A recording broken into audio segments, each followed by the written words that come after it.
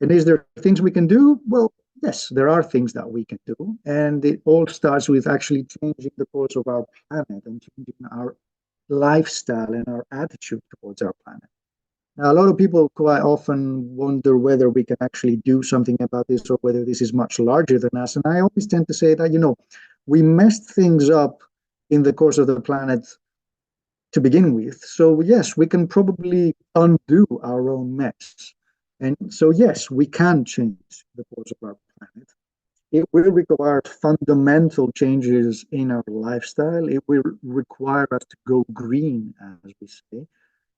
It's just a matter of doing what Poros Island, which is shown here in this photograph, will do. It's set to be the next green energy island in Greece. It's not just about energy. It's about realizing that every single action that we take affects the environment around us, the planet, and indeed, as Elizabeth earlier said, climate crisis is directly linked with this new age of fire, of wildfire. So yes, we do need to do a lot of things, but at the same time, we need to realize that we are already late in doing things and that we are not doing enough. We know, scientists are telling us all the time that even if we were to do everything perfectly well right now, even if we were to stop, polluting the environment and, burning fossil fuels and doing everything we're doing wrong, we would still have at least another 30 years of a downward trend when it comes to climate crisis. So things are going to be getting worse, effectively, even if we did everything right today. We all know that we're not doing everything right today. Now, first of all, what we need to realize is that this is going to affect us sooner or later. It's not a matter of if you're going to get affected by wildfire. It's a matter of when you're going to get affected by a wildfire. And what you can do about it is to start planning. Now, a lot of you have recently perhaps moved into this country. The number one thing that you need to have in mind is getting to know your area well. It's fundamental when it comes to situations of any natural disaster to know your area, to know people in your area, to know roads in your area, and to plan and think quite well how you're going to react to the situation of a wildfire. Mind you, it's very important to realize that, a road that may be available to you today will not be available during a wildfire. You need to expect severe disruption when in a situation like this. Roads are going to be blocked by traffic. Roads are going to be blocked by fallen power lines, fallen power columns, fallen trees. So do keep that in mind. And if you're going to be prepared for something like this, you would want to have alternatives. So, get out there and look for these before it happens, because when it happens, it's probably going to be too late. When it comes to preparation as well, do take the time and prepare a go bag.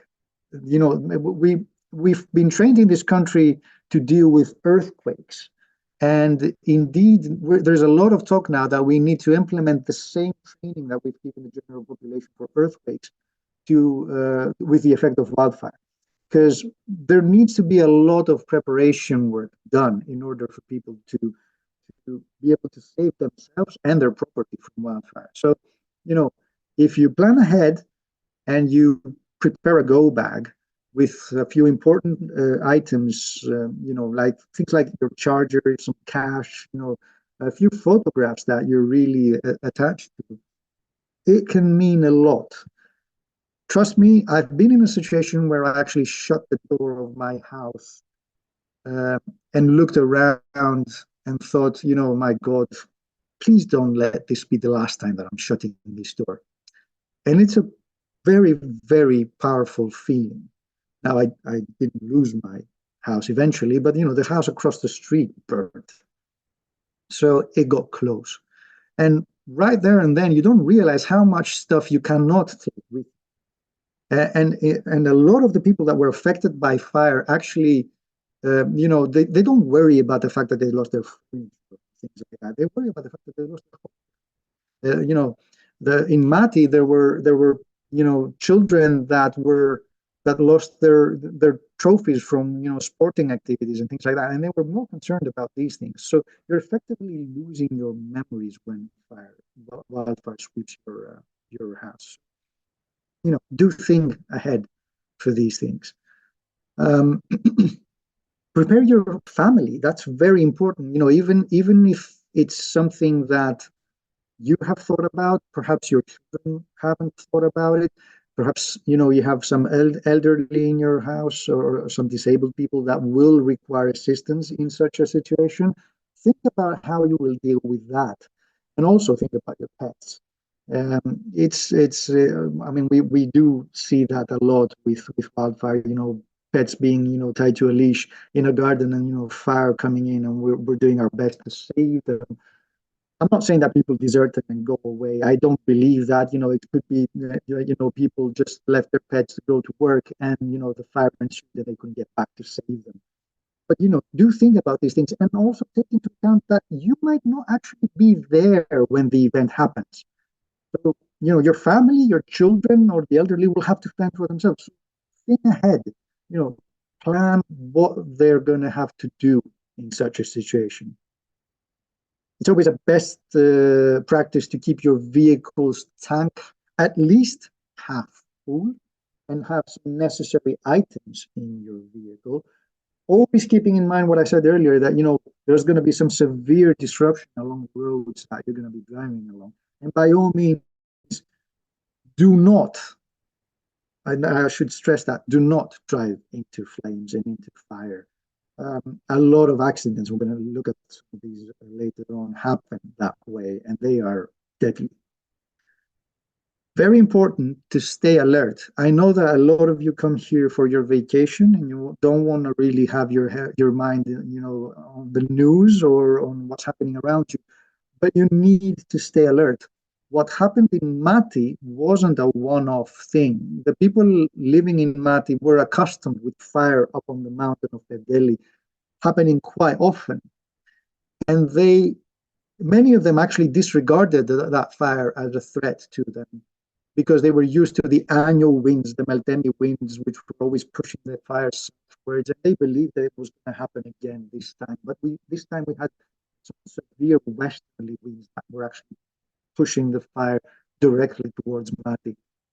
And if people were aware of that, and if people were aware that there was a fire up on the mountain, we probably wouldn't have had these 104 deaths, and we certainly could have had some of these people saved.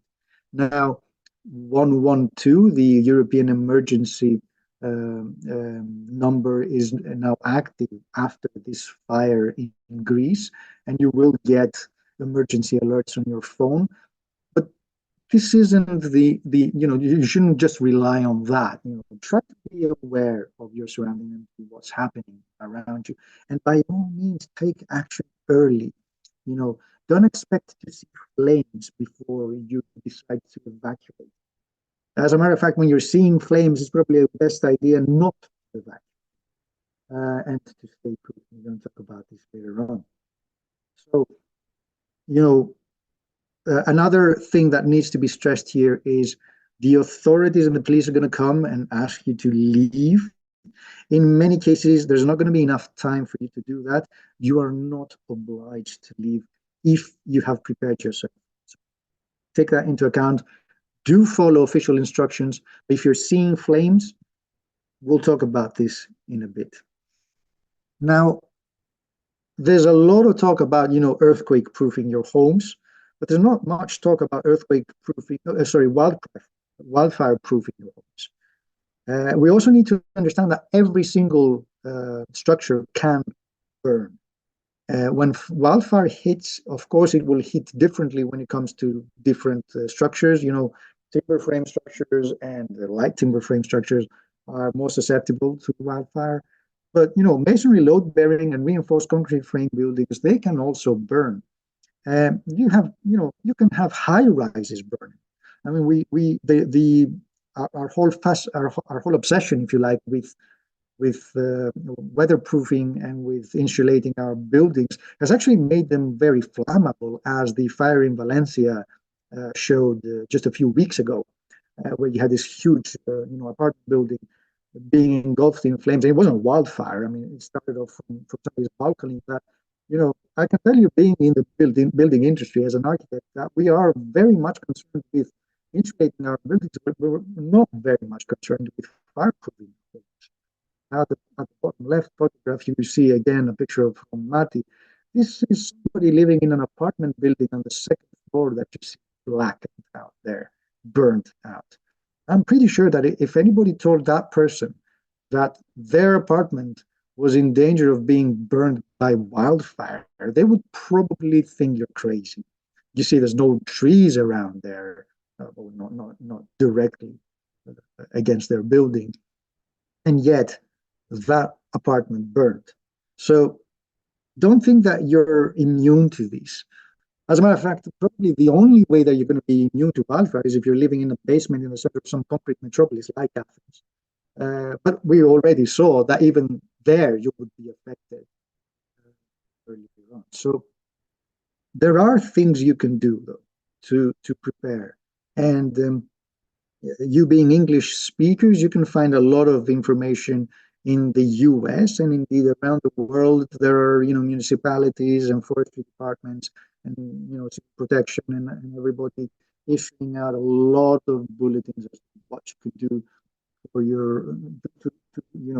to be firewise, as we say, with regards to, making your property defensible. And indeed, the Ministry of Civil Protection this country has issued a lot of videos and a lot of information. It's in Greek, and I do apologize for that, but το σπίτι σου κινδυνεύει ακόμα και αν βρίσκεται μακριά από την πορεία της πυρκαγιάς. Γιατί λόγω του ανέμου, οι κάφτρες μπορούν να μεταφερθούν σε μεγάλες αποστάσεις και να δημιουργήσουν νέες αιστείες πυρκαγιάς. Με απλές κινήσεις μπορείς να προστατευτείς. Βήμα πρώτο. Μείωσε την καύση μήλη γύρω από το σπίτι σου. Τα κλαδιά των δέντρων δεν πρέπει να κουμπούν στους τοίχους, τη στέγη και τα μπαλκόνια. Κλάδεψε τα δέντρα και καθάρισε τα ξερά χόρτα σε απόσταση τουλάχιστον 10 μέτρων από το σπίτι. Κλάδεψε τα δέντρα μέχρι το ύψος των 3 μέτρων. Απομάκρυνε τα έμφλεκτα υλικά και τοποθέτησε τα καψόξυλα σε κλειστό μέρος. Βήμα δεύτερο. Συντήρησε και εξόπλισε το σπίτι σου. Συντήρησε και καθάρισε από ξερά φύλλα και πευκοβελώνες την κεραμοσκεπή. Οι υδροροές πρέπει να είναι μεταλλικές και καθαρές από φύλλα. Φρόντισε τα παραθυρόφυλλα και οι εξώπορτες να είναι από μη έφλεκτα υλικά. Να έχεις πυροσβεστήρες και λάστιχο ποτίσματος σε καλή κατάσταση που να καλύπτει το χώρο γύρω από το σπίτι. Βήμα τρίτο. Αν πλησιάζει πυρκαγιά. Προφύλαξε το σπίτι σου από τις εισερχόμενες κάφτρες. Μάζεψε τις τέντες. Κλείσε ερμητικά το σπίτι και τις εσωτερικές πόρτες. Φρόντισε να υπάρχει ελεύθερη πρόσβαση για τα πυροσβεστικά οχήματα. Δες περισσότερες οδηγίες προστασίας από δασικές πυρκαγιές στο civilprotection.gr. Γενική Γραμματεία Πολιτικής Προστασίας. And they do provide the English text there as well, so you can actually follow the Civil Protection website and find a lot of information on there. But this, as we said earlier on, this is a global thing, and pretty much any information you will find, which may be, for example, relevant for California, is actually applicable to Greece as well. The natural ecosystems are not that different, and the way wildfire works isn't that different. So incorporate this in your planning, and we all say that your home is your castle, and you need to identify that every castle does have a weak spot. Now, we're going to look into this structure here. This is a pretty beautiful little, well, it's not very little, it's quite big actually. It's a house in Neoswood, which was affected by the Mati fire. Now, it's not a particularly flammable building. It's made of a reinforced concrete structure and bricking walls, plastered. It had a triple glazing, so it was considered a defensible structure. Of course, there was quite a lot of greenery around it, but it wasn't directly adjacent to the property. However, this is how it was after the Mati fire. Um, this building, and you can see on the right the extreme effect the heat had on the right side. The fire swept in from the right towards the left, and you can see the fire damage on the outside of the building on the right side. You can see the minimum, the much less damage on the left side, which wasn't directly exposed to the superheated wind blowing in from this fire. So even if we have a defensible, a good structure, we need to be aware of the weak spots. And the weak spot is usually the roof. This is how the fire entered this structure. This is how it was damaged. And also, I mentioned our complacent attitude. The complacent attitude is what burnt that second-story apartment that you saw earlier on. It's from all the things that were left out on the balcony. That's where all the sparks and embers actually caught fire and then transferred it into that apartment. So if you think ahead and you plan ahead and you adapt to certain little, make some little adaptations in your lifestyle, you can prevent things from going that bad for your property. Now, we mentioned evacuations earlier, and I did say that, if you're seeing the flames, it's probably best that you don't evacuate. But having said that, please do try to evacuate early. If you're going to leave, you want to do it early. You don't want to be caught on the road in your vehicle, in your car, by a wildfire. 26 people burned in 2007 trying to flee a fire near Zaharo in the prefecture of Ilia. They were actually caught with a fire truck. You can see it overturned at the top left there on the road, and even the fire truck couldn't save them. By all means, stay put if you can see flames. Choose a defensible structure, enter it. People are probably going to be nice enough to let you in such situations. Enter that defensible structure and, pick a location that you're going to be safe and stay put. If you go out on the road, there are much more chances of you not surviving. Do not drive into flames. Do not drive into smoke. You're likely to cause an accident, and an accident in these situations is going to mean the difference between living to tell the tale and actually not being there at all. Remember these 26 people that lost their lives in Zaharo. It's very important. A lot of such stories coming from Mati as well. Now, going back to Mati and the raging inferno there, I mentioned earlier this was an extreme fire. Just how extreme a fire can get is depicted in this video, which I'm gonna play now for you to see. This is actually the neighborhood of Nosvujas above Mati.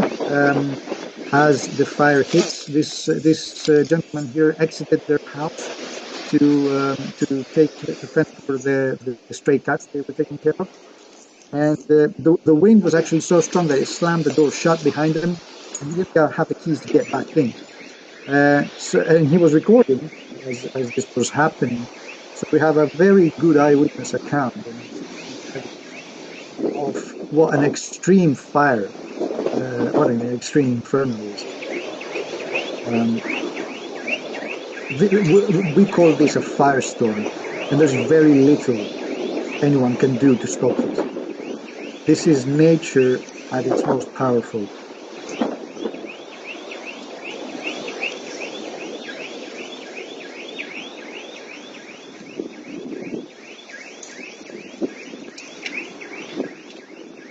You have to understand, these are 20, 30 meter tall flames.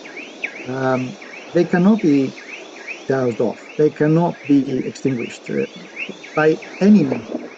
It's what Elizabeth mentioned earlier. You know, there's as many planes as you may have, you cannot fight this fire. And you saw the cat coming in, sensing danger. Now, take into account the actual front hasn't hit yet. It's going to hit in a few seconds.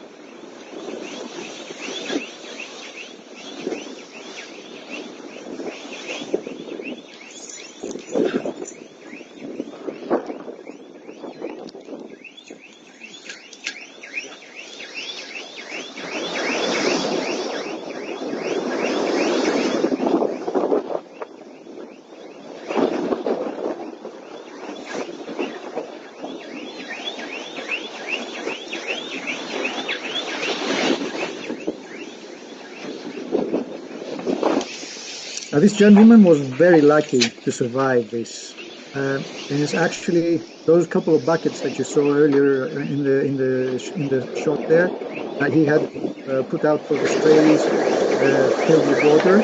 You know, he actually poured them on top of it, banging on his garage door, and the people inside actually heard him eventually and let him in. So this is how extreme a fire can be. But what we need to really understand from watching this video isn't the ferocity of the fire. You know, this is something that extreme fire behavior, and this is very common. This is happening very, very often nowadays.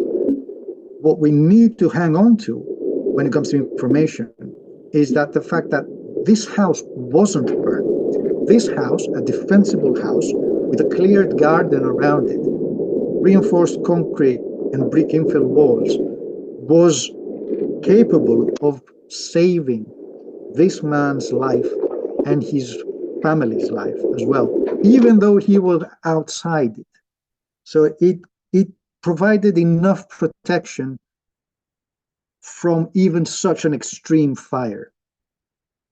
Yes, he was lucky. Yes, he shouldn't have left. But think about whether he had actually gotten into that car that you saw on the video and tried to drive away from that fire. He would probably have been a fatality, as indeed a lot of people from that area were. Now, remember that house in Northwood that we saw earlier? These are some more photographs of it. I mentioned how the fire entered through the roof. That's because it was a tiled roof supported by wooden beams. And when your house is being bombarded by sparks and embers, they do tend to get everywhere. They get even underneath the eaves and the tiles on the roof. And eventually the house will ignite. Also, look at the front balcony of that house. You can see that there were some flammable materials there that caught fire, and the fire eventually found its way into this room that you see on the left there. But even there, this being a house with triple glazing and brick infill walls and a reinforced concrete structure, you see that the room wasn't completely burnt. Take into account that this house was not inhabited at the time that the fire hit. The actual residents were away. So when the fire entered, it burned a few rooms, but it didn't spread throughout the rest of the house. And indeed, if you look at the ground floor of that house and where their living room was, you see that the door, which was a safety door, did ignite from the extreme heat of the outside, but it prevented the flames from entering. You can actually see that the light switches next to the door, the cabling and the wiring inside them ignited. It melted. It even caused cracks along the wall. You can see them along the sockets here. This is where the cabling was running inside the wall. But a meter away, the sofa is intact. The rest of the house seems pretty much intact. And even, right next to the door, we have here this decorative feature which was made of wood, and it didn't ignite. So staying put in a house like this would have actually meant the difference and would have saved the difference between life and death, and it would have saved its residents. Even, we can see here there's a basement. Even if people had gone into that basement, they definitely wouldn't have been exposed to extreme heat. And you can also see here that, obviously hot gases rise up. They came in through the door and spread along the ceiling of that room. And they even caused the air conditioning unit at the other side of the living room to melt.